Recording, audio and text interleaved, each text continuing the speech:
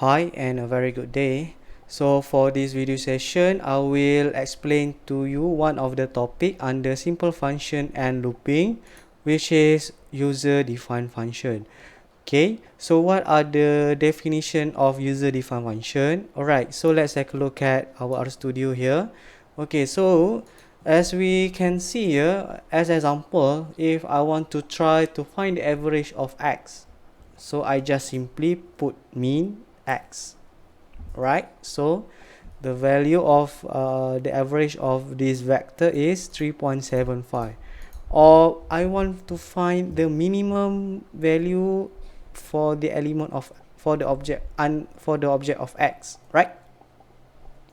Okay, so the minimum value is 2. So what we writing here, okay, again, okay, let's take a look at the summary of x. Okay, so this is actually what we call it as built-in function. It is already there. You just call the name of the function and give the input or give what are needed by the function to work, right? So as example, again, I use lapply here. Okay, right. So even as we can see here, even for a single line function here, lapply, okay, behind the lapply is actually a function that we coded. Okay, so function, what are the input? We need x and we need function to make sure that our lapply works.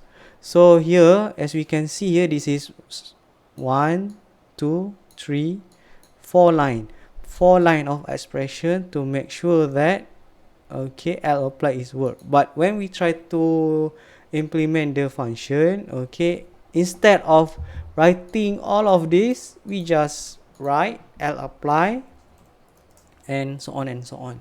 So this is what we call it as built-in function. Okay, but sometimes there is condition that you might need your own function, so we call it as user-defined function. Okay, so what we do, okay, so here how to create your own function. Okay, so the general expression to create a new function is actually this: you give the name of your function and then the function this is actually a function, function, and argument here is what are the input that needed to make sure that our function works. Okay, let's take a look at the example here. Okay, suppose that for this particular summary, okay, when we use summary here, is actually will produce 1, 2, 3, 4, 5, 6 output. Okay, but now you just interested to know about the mean and the average and the minimum value.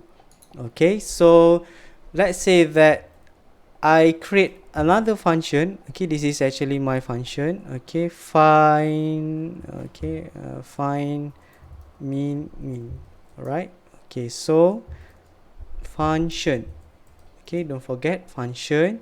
And what are the thing that I need? All right, so before I forgot, okay, let's read our function here because it prompts to do some mistake when we creating this.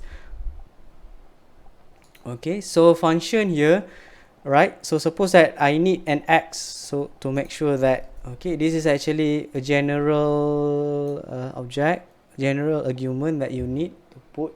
Okay, so and then, okay, suppose that you need